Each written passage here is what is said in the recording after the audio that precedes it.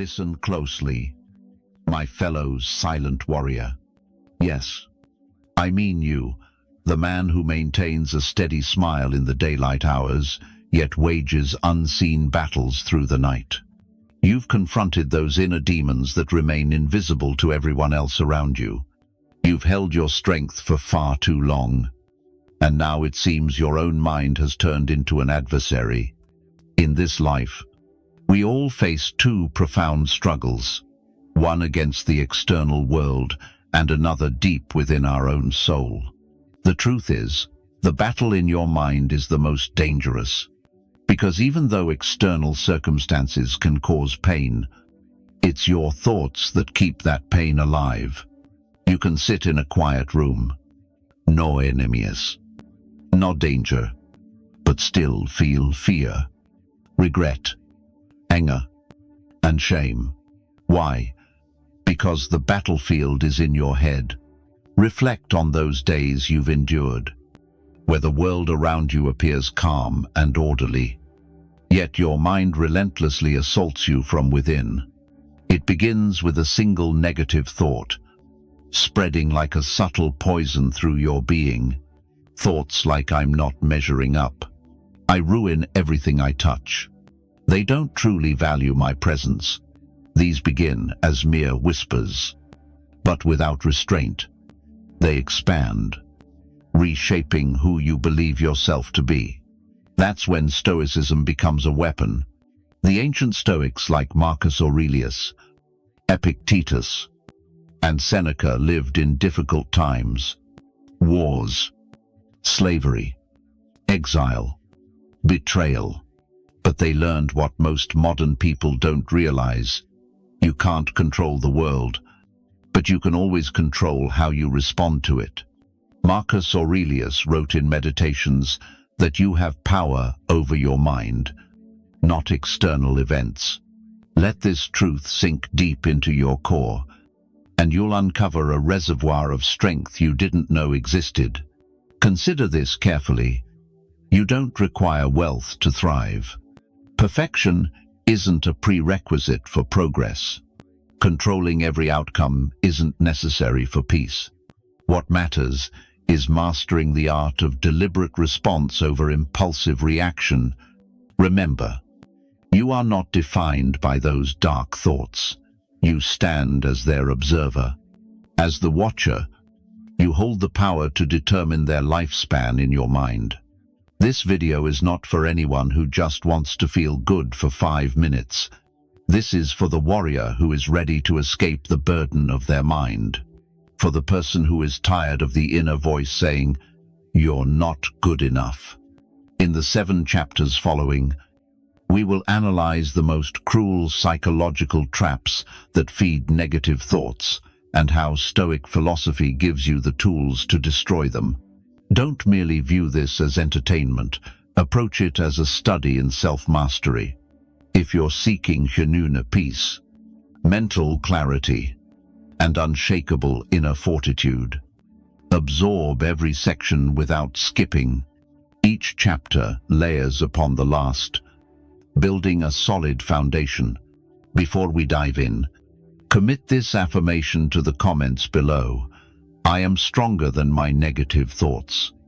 Give this video a like and pass it along to a trusted companion who could benefit.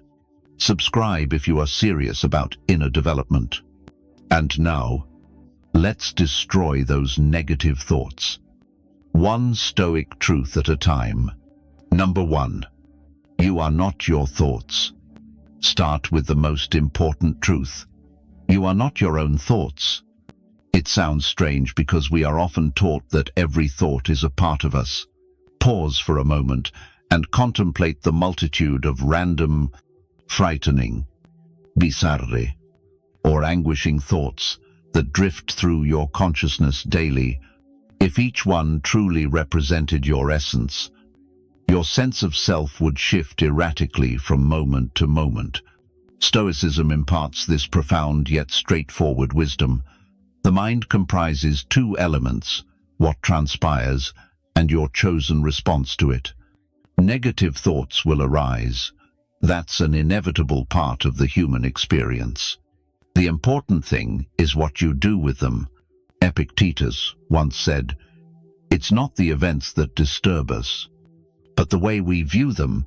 This means that even if a painful thought appears in your head, like "I'm a failure," "I'm ugly," "they abandoned me," that thought only becomes suffering if you believe in it.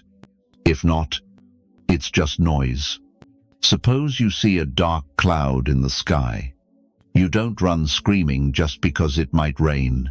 You observe, prepare if needed, and then continue on. That's exactly how you should face negative thoughts. Recognize, detach, let go. The problem is, many people let thoughts become their identity. I think something anxious, so I must be an anxious person. I have negative thoughts about a relationship, so it must be over. No, thoughts are not facts. They are just suggestions, not commands. Think of your mind like a radio station. Just because a song plays doesn't mean you have to dance to it. Learn to change the channel. A great exercise from the Stoics is to write down the thought that's troubling you and examine it like a judge. Ask yourself these probing questions. Is this absolutely true without doubt? What evidence supports it? How would Marcus Aurelius view this situation? Will it hold any significance 5 years from now in time? You'll realize that thought carries no real substance. It's merely weighing you down unnecessarily. Another tool is labeling thoughts instead of owning it. Don't say "I'm a failure." Say "I'm having the thought that I'm a failure." That creates distance, and in that distance, you have power. Remember, you are not your thoughts. You are the sky. Thoughts are just clouds. Number 2, don't argue with reality. One of the deepest sources of negative thoughts is resisting what already exists. You don't suffer just because something bad happened. You suffer because your mind repeatedly insists that it shouldn't have occurred at all.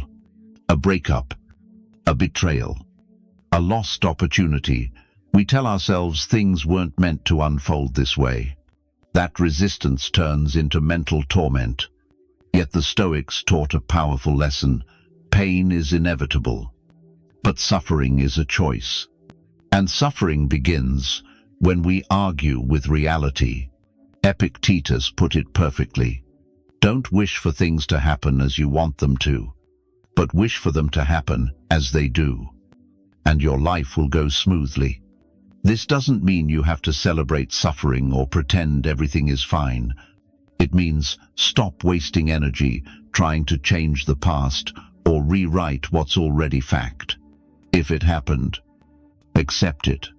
Then decide your next move. Think about this. A man standing in the rain can shout, cry, and curse the sky. Or he can accept he's wet, grab a coat, and keep walking. Which one do you choose to be? Most negative thoughts stem from wishing the past were different. Why did they leave me? Why did I say that? If only I'd seized that chance. But no thought can alter facts. They only keep the pain alive. The Stoics called this practicing amor fati, loving your fate. Love what's happening, even if it hurts. Why? Because events are beyond your control, but your response is not. Take an example.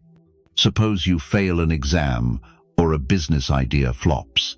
Contemplate how a negative mindset might declare, I'm worthless, I'll never succeed. In contrast, a Stoic mindset responds, this is merely a moment, not a life sentence. What lessons can I extract from this experience? Resist the urge to fight the present instead. Harness it for growth. Here's a practical tool. Whenever your mind starts saying, this shouldn't have happened, catch it. Speak aloud, but it did happen. So what now? This phrase restores your agency, transforming you from victim to architect of your life. And here's the truth you need to remember. Peace doesn't come from a perfect life. Peace comes from accepting reality and still choosing to move forward. I want you to leave this affirmation in the comments. I accept reality and I grow from it. Music. Number 3. Don't trust your first emotion. Most people make this deadly mistake. They take their first emotion as truth. But Stoicism teaches you this vital skill. Your first emotion isn't your final wisdom. Anger, fear, envy, sadness. These are just reactions. And reactions are often loud, chaotic, and irrational. If you always follow your first emotion, your life will be like a roller coaster. Think of emotions as waves. The first wave crashes hard, but it passes. If you can wait, reflect, and observe instead of acting immediately, you win. Marcus Aurelius, the Roman emperor, always under pressure, wrote, "The first rule is to keep an untroubled spirit. The second is to look things in the face and know them for what they are." Imagine the leader of the world reminding himself to stay calm and see deeper. Picture this scenario. A friend doesn't reply to your message. Your initial thought might be that they no longer care about you. But if you pause for an hour, you might learn they're busy, ill, or simply forgot. Acting on that first emotion could have damaged a valuable friendship unnecessarily. Here's the practice. When a negative emotion arises, halt. Identify it. Delay your response. Say, "I'm feeling angry, but that doesn't mean I'm right. I'm feeling scared, but that doesn't mean I'm in danger. I'm feeling envious, but that doesn't mean I'm lesser than others." Your emotions are signals, not commands. Another Stoic technique is the view from above. This is when you zoom out your mind. Instead of seeing the problem up close, imagine viewing yourself from afar. Envision observing your life from outer space. Suddenly, that moment of shame or angry argument becomes insignificant. It provides perspective, and perspective erases unnecessary pain. Additionally, practice this phrase, "Let me wait before I react." This small sentence has saved many careers, marriages, friendships, and most importantly, your inner peace. And remember, you're not weak for feeling emotions. You're wise for not letting them control you. I want you to leave this affirmation in the comments. I pause. I choose. I don't react blindly. Number 4. The story you tell yourself is creating the pain. In most cases, it's not the circumstances that bring you down, but the narrative you weave around them. You face rejection, and your mind spins. They never liked me. I'll be alone forever. You make a mistake at work, and your mind declares, you're a failure. You lack ability. This is the trap. You're confusing facts with interpretation. Stoics understand this deeply. That's why Marcus Aurelius wrote, "If you are distressed by anything external, the pain is not due to the thing itself, but to your estimate of it, and this you can revoke at any moment." Pause and reflect on that. It's not the rejection, silence, failure, or delay that hurts most. It's the meaning you assign to them, and most of that meaning is distorted stories born from fear, insecurity, or past wounds. Your boss gives a short reply. You assume they despise you. Friends omit you from an outing. You conclude you're undervalued. You fall short of desired results. You decide success is forever out of reach. But what if none of that holds true? One of the most potent tools for vanquishing negative thoughts is separating facts from the story. Here's how to apply it. First, record what happened. Pure facts only. My message went unanswered for 2 days. Second, write the story your mind is telling. They don't care about me. They're avoiding me. Third, challenge that story. Am I certain this is accurate? Could there be other reasons? Have I ever delayed a reply for unrelated causes? Often, this exercise alone reveals your thoughts aren't reality. This is the Stoic mindset. Bad things happen, but they don't define you. You decide the meaning of what occurs, and in that power, you shape your emotional world. Use your mind to heal, not to harm. Your brain is a storyteller, but you are the editor. A wise editor doesn't let false stories get published. So next time your thoughts spiral, pause, investigate, and rewrite, because you are not the pain. You are the author rewriting the page. I want you to leave this affirmation in the comments. I control the story. I choose peace over panic. Number 5. Your surroundings feed your inner dialogue. Be brutally honest. Examine how your environment profoundly shapes your thinking patterns. Most negative mindsets aren't innate. They're cultivated by toxic surroundings. The company you keep, the content you consume, the habits you repeat, all nourish your inner voice. If you're immersed in noise, drama, shows, and pessimism, your mind will mirror that turmoil.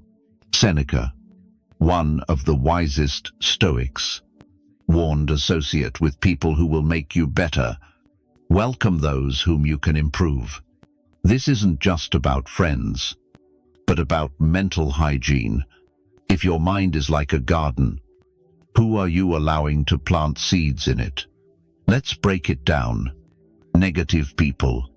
If you're always around complainers, gossips, or those who belittle others, you'll absorb that mindset. Your brain mimics what it hears most.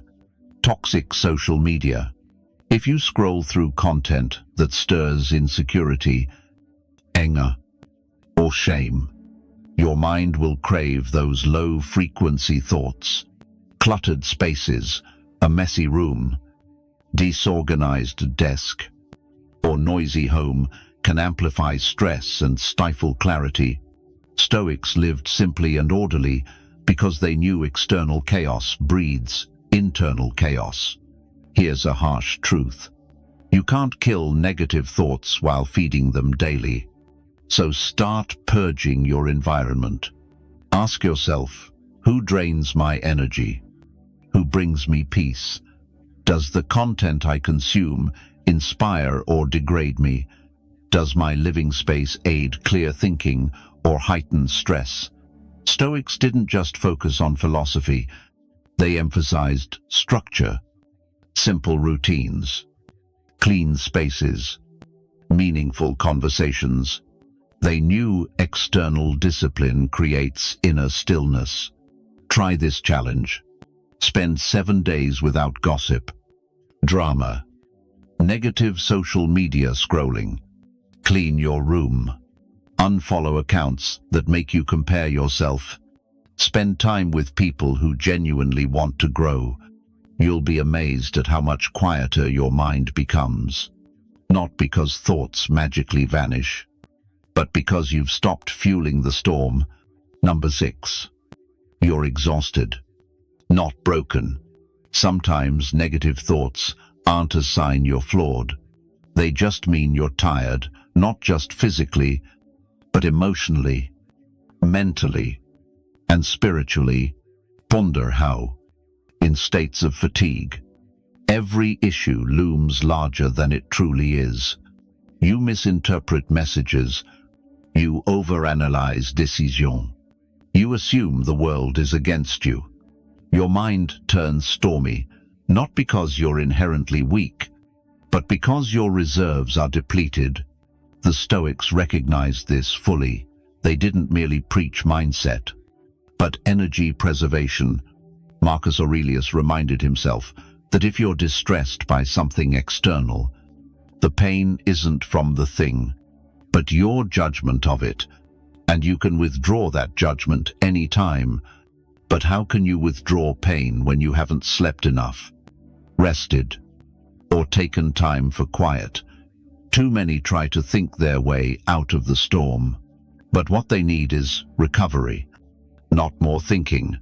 Negative thoughts get louder when you lack sleep. You're not eating properly. You haven't moved in days. You're overwhelmed by noise, social media, and pressure. You haven't spent time alone. You don't need to fix your mind every time. Sometimes you just need to let your nervous system rest. Stoicism isn't about becoming a robot. It's about reason and responsibility for your energy. Even Epictetus, who taught discipline, reminded students, you can't learn what you think you already know. If your mind is full, tired, and overloaded, you won't learn, grow, or think clearly. So give yourself this gift. Go to bed early tonight. Take a 20-minute walk outdoors without your phone. Say no to one thing that drains you. Write down your worries and set them aside. You're not broken. You're just overwhelmed. Don't see exhaustion as weakness. See it as a signal. It's time to rest. It's time to recharge. Negative thoughts often fade, not because you beat them, but because you stop operating on empty. I want you to leave this affirmation in the comments. I'm not broken. I'm just resting. Number 7. Gratitude erases negativity. This might surprise you. Gratitude isn't just positive thinking. It's a powerful weapon that destroys negative thoughts at their root. Why? Because gratitude forces you to see the full truth, not just what's missing. When your mind is trapped in negativity, it creates a narrow view. Everything is wrong. Everyone is better than me. Life isn't fair. But the moment you name what's going well, that prison starts to crack. Seneca wrote that he is not poor who has little, but he who craves more is poor. Most negative thoughts stem from a sense of lack, feeling like you're missing something. But gratitude reminds you that you already have so much. And this isn't ignoring problems. It's balancing your perspective. In your darkest moments, ask, what am I taking for granted right now? What do I have that I once wished for? Who is still by my side? Write it down. Just one thing. Consider if you're feeling adrift in your career. That's valid. Yet perhaps you're still healthy, secure, fed, and gaining wisdom. Your relationship faces trials. But maybe you've discovered your own strength, boundaries, and self-worth. Gratitude isn't forced smiles or pretending all is well. It's looking life in the eye and saying, yes, this hurts, but I still choose to see what's there. Here's a deeper truth. Negative thoughts grow in the soil of forgetfulness. When you forget your blessings, victories, survival stories, you fall into the illusion that life is only suffering. So remind yourself, make it a ritual. Every morning or evening, jot down 3 small things you're grateful for. Here are some ideas to consider. A breath, a meal, a memory, a person, a gentle breeze. You'll start to notice something. The chest pain eases. The mental fog lifts because gratitude gives you anchors and anchors keep you from drifting in the storm. If you've watched this far, understand this. You've already begun killing negative thoughts, because awareness is the first cut, and awareness is what Stoicism gives you. This isn't about never thinking negatively again. That's unrealistic. Stoics never aimed for perfection. They aimed for practice.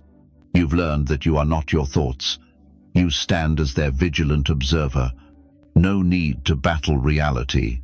Accept it and let it foster your growth. Initial emotions aren't always your truth. Pause, reflect, and choose wisely. The narratives in your head are merely stories. Rewrite them with intention. Your surroundings matter profoundly. Cleanse them to purify your mind. Exhaustion doesn't mean defeat. Sometimes rest is the remedy. And above all, gratitude is your shield against the darkness. Marcus Aurelius faced loss, betrayal, and stress few can imagine. But he wrote daily to train his mind toward peace. So practice daily, quietly, steadfastly. You don't need to be loud. You don't need anyone to understand. Commit to tending your mind with persistence, and watch your life transform gradually. If no one has told you today, you're doing better than you realize, not because everything is flawless, but because you've gained awareness, and from that awareness, profound change becomes possible.